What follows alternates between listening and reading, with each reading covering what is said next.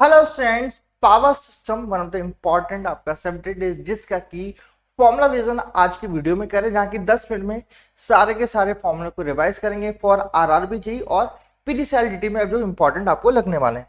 जैसे कि हम बात करें बच्चों, आपके पास में आपकी कनेक्टेड लोड एक सिंपल फॉर्मूला जिसको हम आगे आगे काम लेंगे, जो कि हम बात करें sum of continuous rating of all equipment connected to the supply system. अगली हम बात करते हैं कि ये जो मेरे पास में कनेक्टेड लोड होता है मेरे पास किसी पावर स्टेशन को, ये आपका समय ग्रेटर देन होता है किसके, आपकी मैक्सिमम डिमांड के। जो क्या होता है, it is the greatest demand of load on power system during a given period की हम लोग बात करते हैं, और ये जनरली ग्रेटर देन होना चाहिए आपका connected load respect to maximum demand. बच्चों मेरे पास में इसकी नॉलेज जो है मेरे पास में नॉलेज ऑफ मैक्सिमम डिमांड जो है इंपॉर्टेंट होती है, डिटरमाइन करती है इंस्टॉल्ड कैपेसिटी ऑफ स्टेशन, और अब जो स्टेशन होना चाहिए must be capable of the meeting the maximum demand. अगली चीज हमारा आता है एवरेज लोड। एवरेज लोड कुछ भी नहीं, हम बात करते हैं average load nothing but number of unit generated in a day और मंथ और ईयर डिवाइडेड बाय उसका टोटल पीरियड हम लोग डिवाइड करते हैं आइडियल रूप से। अगला आता है demand factor. Demand factor is a ratio, जहां हम बात करते हैं maximum demand upon connected load की बात करते हैं, तो always be your less than 1। और इसका बेसिक के तौर पे नॉलेज जो है वो हम बेसिकली बता सकते हैं कि आपकी determining the capacity of the plant के इक्विपमेंट की कैपेसिटी के बारे में बताते हैं किसके थ्रू, हम आपके डिमांड फैक्टर के थ्रू। वही अगला फॉर्म फैक्टर आता है जिसको बोलते हैं हमारे पास में डाइवर्सिटी फैक्टर। ये बेसिकली आपका टर्म जो है वो रेशियो होता है sum of individual demand upon your maximum demand की, और प्लीज ध्यान दीजिएगा हर समय ग्रेटर देन 1 होता है, ओनली क्वांटिटी जो कि ग्रेटर देन 1 रहेगी। और हम चाहते हैं कि इसकी वैल्यू क्या रहे, ग्रेटर देन 1 रहे। क्यों चाहते हैं, क्योंकि इसकी वैल्यू कभी ग्रेटर देन 1 रहेगी तो आपके पास में कॉस्ट क्या होगी, लेस होगी जनरेशन की। यहां पर हम बात करते हैं इससे कारण कैपिटल इन्वेस्टमेंट मेरे पास में रिड्यूस हो जाएगा। अगली चीज हम बात करते हैं लोड फैक्टर की। It is a ratio of average load upon maximum demand, जो कि आपका लेस देन 1 होता है। इसके बेसिकली आपका जो नॉलेज है वो डिटरमाइन करता है कॉस्ट पर यूनिट जनरेटेड, जहां पर कि हमारा लोड फैक्टर जो पावर स्टेशन का है वो हमें लेस होना चाहिए, जिस कारण की आपकी कॉस्ट पर यूनिट जनरेशन मेरे पास में क्या हो जाती है, रिड्यूस हो जाती है। जितने ज्यादा हाई होगी मेरे पास में क्या लोड फैक्टर, उतना कम मेरा कॉस्ट पर यूनिट जनरेशन मेरा होने वाला है जी। नेक्स्ट होता है प्लांट कैपेसिटी फैक्टर।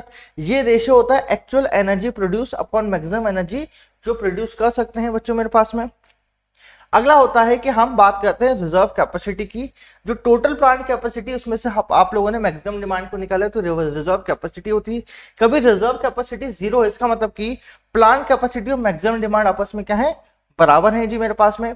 अगला आता है plant use factor. Basically ratio होता है आपकी जो स्टेशन का आउटपुट है अपॉन प्लांट की कैपेसिटी के रेशियो के multiply by hour of use बच्चों मेरे पास में।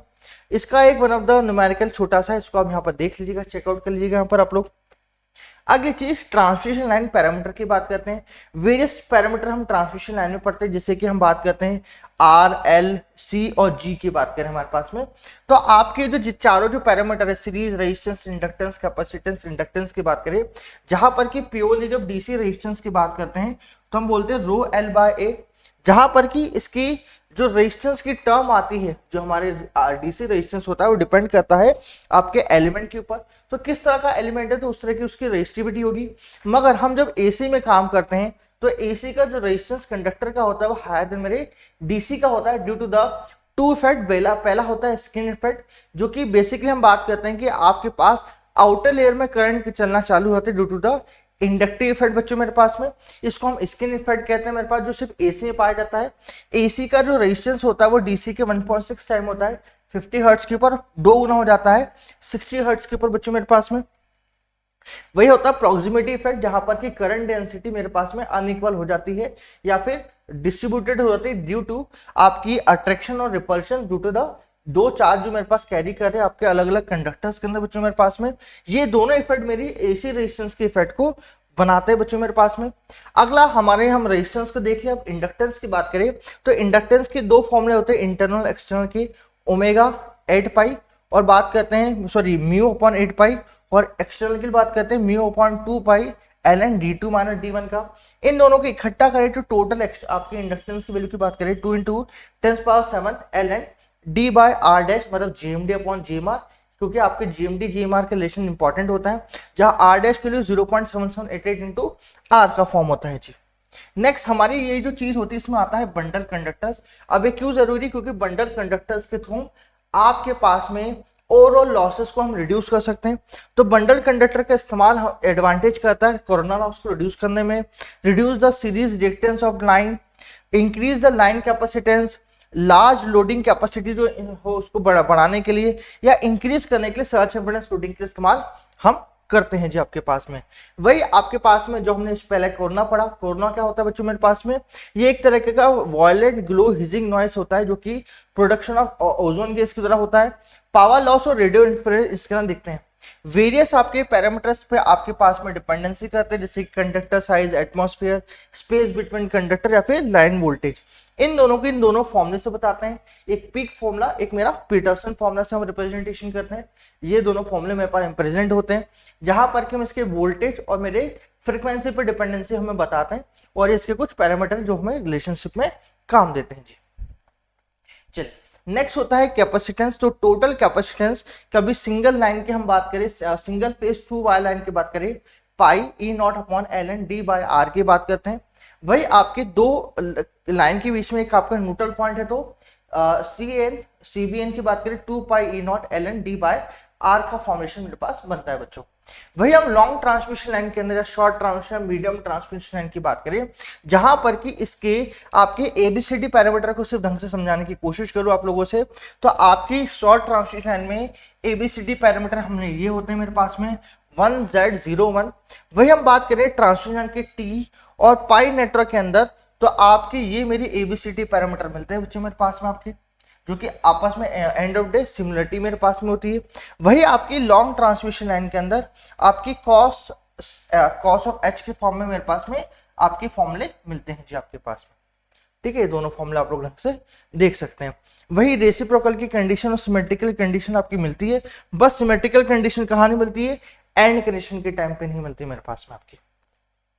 चलिए अगली चीज, हम कभी ओवरहेड और अंडरग्राउंड सिस्टम को हम कभी कभी आप क्या करते हैं, कंपेयर करते हैं अलग अलग क्वेश्चंस के अंदर। तो इसकी सिमिलरिटीज है कि AC और DC में अंडरग्राउंड केबल और ओवरहेड केबल्स के अंदर क्या मेरा डिफरेंस आता है according to maintenance cost, frequency fault, voltage drop, fault location, charging current और डिफरेंट फैक्टर्स के अंदर आपके पास में। यहाँ पर ये थोड़ा डाटा मैं आप लोगों के लिए इंपॉर्टेंट ये इसलिए लेके आया हूँ क्योंकि इसमें क्वेश्चन बनते हैं, जैसे कि आपका single wood, double wood, steel pole, cement concrete tower के ऊपर कि आप कौन से स्पान लेंथ में काम होता है, कौन से वोल्टेजेस पे काम होता है, या इसकी एज लिमिट क्या होती है आपके पास में। तो छोटा डाटा आपके पास में यहाँ पर मिलना चाहिए। इस डाटे को आप यहाँ पर स्क्रीनशॉट लेके आप रख सकते हैं आपके पास में आप लोग। चलिए नेक्स्ट चीज हम बात करते हैं फेरेंटी इफेक्ट की। फेरेंटी इफेक्ट क्या होता है मेरे पास में, फेरेंटी इफेक्ट कहना बोलते हैं कि आपका सेंडिंग एंड साइड का वोल्टेज रिसीविंग एंड से बड़ा हो जाता है due to the effect of capacitance, क्योंकि आपका कैपेसिटेंस कुछ वो चार्जिंग करंट करता है थ्रू इंडक्टर। तो आपके पास में एक तरह का जो वोल्टेज ड्रॉप है वो नेगेटिव होता है, जिस कारण की रिसीविंग एंड साइड का वोल्टेज कम होता है रिस्पेक्ट टू सेंडिंग, जिस कारण की हमें लगता है ऐसा कि सेंडिंग एंड साइड बढ़ रहा है, रिसीविंग एंड घट रहा है मेरे पास में आपका। ठीक है जी, अगला यहीं पर ही हम अगला आते हैं हमारे इंसुलेटर्स के अंदर। इंसुलेटर में वन ऑफ द आपका फॉर्मूला आता है आपका सेफ्टी फैक्टर ऑफ इंसुलेटर, जहां पर हम puncture strength upon flash over voltages की बात करते हैं जी।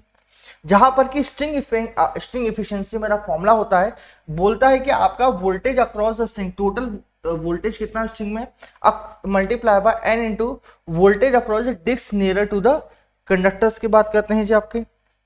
अगला सेक की बात करते हैं। सेक का इंपॉर्टेंट फॉर्मूला है, क्वेश्चन आते हैं इसके ऊपर। इसका फॉर्मूला होता है S equal to omega L square upon 8 जहां पर कि L लेंथ, W आपके पास में वेट पर यूनिट वैल्यू और T मेरे पास टेंशन होगा मेरे पास में जी। अब अनइक्वल हाइट के लिए, आपके अनइक्वल कभी हाइट हो मेरे पास बच्चों, तो ध्यान दीजिएगा आपके पास में जो सैग है वो अलग अलग मिलेगा, मगर दोनों में टेंशन मेरे पास में सेम रहेगा अकॉर्डिंग टू दिस फॉर्मूले की हम बात करते हैं। तो last but not least capacitance of a single core cables की बात करते हैं, जहां पर कि इसके मैक्सिमम और मिनिमम पोटेंशियल पे क्वेश्चन आता है कि हम बात करते हैं कि कहां पर पोटेंशियल हाईएस्ट लोएस्ट मिलता है। तो सी का फॉर्मूला होता है केबल की कैपेसिटेंस का मेरे पास में, तो ये फॉर्मूला होता है जी। ओवरऑल जहां से हम जी डायरेक्ट्रिक स्ट्रेंथ हम लोग निकाल सकते हैं, V upon x into natural log D by D की टर्म, जहां मैक्सिमम और मिनिमम आपके ग्रेडियंट की वैल्यू जो आपके पास में ओवरऑल निकालते हैं जी। तो यहां तक वो इंपॉर्टेंट फॉर्मुलेज हैं जो कि आप लोगों ने देखे बच्चों मेरे पास में, ठीक है।